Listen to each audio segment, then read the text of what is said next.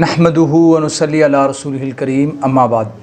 मुअज़्ज़ज़ सामीन, मैं हाफ़िज़ मोहम्मद तनवीर और मैं हाज़िर हुआ हूँ आपकी खिदमत में आज एक बहुत ही अहम वीडियो लेकर।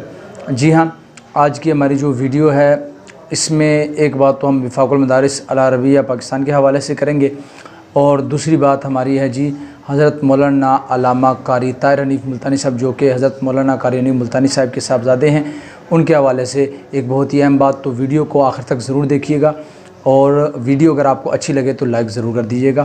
तो वीडियो का आगाज़ करते हैं। बात कुछ इस तरह से है कि वफ़ाक़ुल मदारिस अल अरबिया पाकिस्तान के मुकाबले में एक दो बोर्ड नए बने थे जो कि तलबा इकराम और उलमा इकराम को मालूम है उनके नाम वगैरह, और उसमें जो मदारिस थे वो कराची के मदारिस थे। ठीक है जी, उनका नाम लेना मैं मुनासिब नहीं समझता, लेकिन ये बता देता हूँ कि कराची के मदारिस थे।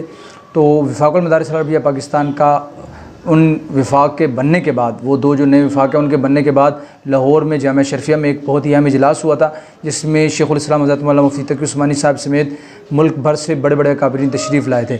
उस इजलास के फ़ौरन बाद हज़रत मौलाना डॉक्टर अब्दुल रज़्ज़ाक़ सिकंदर रहमतुल्लाहि अलैह दुनिया फ़ानी से रुखसत हो गए और कोई इजलास नहीं हो सका। अभी 2-4 दिन कबल वफ़ाक़ुल मदारिस अल अरबिया पाकिस्तान की जो बातचीत हुई है इस हवाले से वो मैं आपके सामने रखना चाहता हूँ कि वफ़ाक़ुल मदारिस अल अरबिया पाकिस्तान की मजलिस आमला ने ये ऐलान कर दिया है कि जो मदारिस अलग बोर्ड के साथ इल्हाक़ करेंगे उनका इल्हाक़ वफ़ाक़ुल मदारिस अल अरबिया पाकिस्तान की तरफ से ख़त्म कर दिया जाएगा। एक बात तो ये समझ आ गई। दूसरे नंबर पर जो मदारिस जिन्होंने अपना बोर्ड बनाया था उनको तो पहले ही अलग कर दिया गया था, लेकिन जो इल्हाक़ कर रहे हैं उनको भी ख़त्म कर दिया गया। उसके बाद जो मदारिस उन मदारिस के साथ इल्हाक़ में हैं उनके तलबा का ना तो दाखिला वफ़ाक़ुल मदारिस कबूल करेगा और ना ही उनके तलबा को इम्तिहान में बैठने की इजाज़त होगी, बल्कि उन मदारिस का इल्हाक़ भी ख़त्म कर दिया जाएगा। ठीक है जी।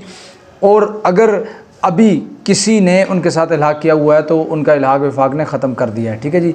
इसके बाद एक और बात, जो तलबा उन मदारिस में पढ़ रहे हैं उनका क्या होगा, तो उनके हवाले से वफ़ाक़ुल मदारिस ने ऐलान किया कि हम उनकी किसी सूरत भी जो है कोई बात कबूल नहीं करेंगे कि वो दाखिला भेज सकें।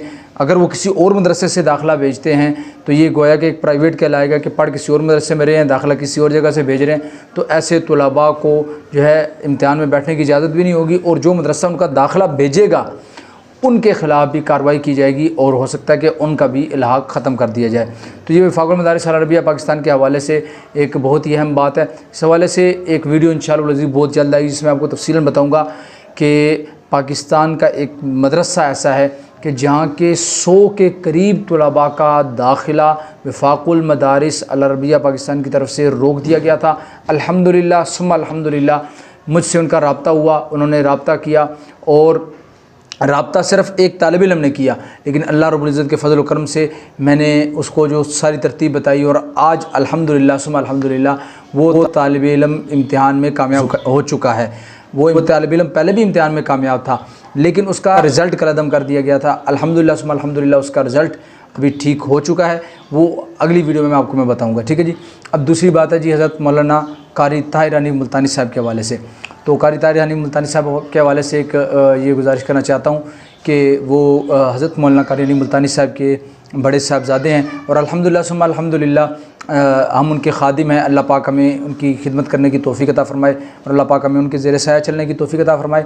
तो उनका जो बयान जुमा है वो भी आप हज़रात को मालूम है रिकॉर्ड होता है, इसी तरह तमाम बयानात, लेकिन माइक का इशू बन रहा है क्योंकि माइक वहाँ पर है उनके पास, लेकिन वो बोया कंपनी का माइक है और अभी लेटेस्ट कंपनियाँ आ रही हैं दिन ब दिन, तो इसलिए बोया कंपनी से भी बढ़कर एक नया माइक आया है जो हमने लिया है। ये है जी, ये डींग कंपनी है, डींग कंपनी इसका माइक है और ये जो माइक मैं लगाकर आपको इस माइक की आवाज़ टेस्ट करवा रहा हूँ ये वो माइक है। तो आप इसकी आवाज़ से खुद अंदाज़ा लगा सकते हैं कि ये माइक जो है इसकी आवाज़ कितनी खूबसूरत है। अभी आपको मैं एक टेस्ट करके दिखाता हूँ, माइक के बग़ैर वीडियो रिकॉर्ड करता हूँ, आपको ख़ुद पता चल जाएगा कि माइक की आवाज़ में और बग़ैर माइक की आवाज़ में कितना फ़र्क है।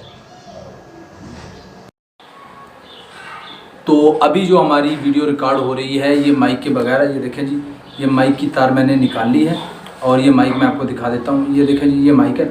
इसमें एक ज़बरदस्त ख़ुसूसियत ये है कि ये देखें जी, ये इसकी ये लगी हुई है आपके सामने। ये अब आपने इसको किसी तरफ भी घुमाना है, इस तरफ घुमा लें, इस तरफ घुमा लें, ये माइक आपका घूमता रहेगा। ठीक है जी। ये देखें, इस तरह घुमा रहे, इस तरह घुमा लें, इस तरह घुमा लें, कोई मसला नहीं है। यानी आप दाईं तरफ से लगाना चाहते हैं, बाईं तरफ से माइक लगाना चाहते हैं, इस तरफ को है ये अभी माइक, اگر آپ نے اس کو سائڈ تبدیل کرنی ہے اس کی، یہ اس طرح کر لیں، اس طرح کر لیں، یہ خراب نہیں ہوتا، بہت اچھا مائک ہے۔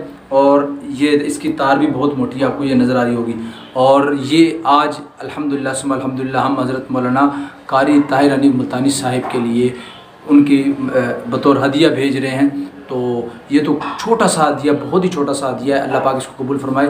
لیکن یہ ہے کہ میری نظر میں یہ بہت اچھا ہے مائک، تو میں نے یہ خریدا ہے اور میں ان کے لیے بھجوا رہا ہوں، یہ کہ احسان کے طور پر نہیں، صرف آپ حضرات کو یہ بتانے کے لیے کہ انشاءاللہ العزیز آئندہ سے حضرت مولانا قاری طاہر حنیف ملتانی صاحب کی جو بیانات کی آواز ہے انشاءاللہ بہت ہی خوبصورت ہوگی۔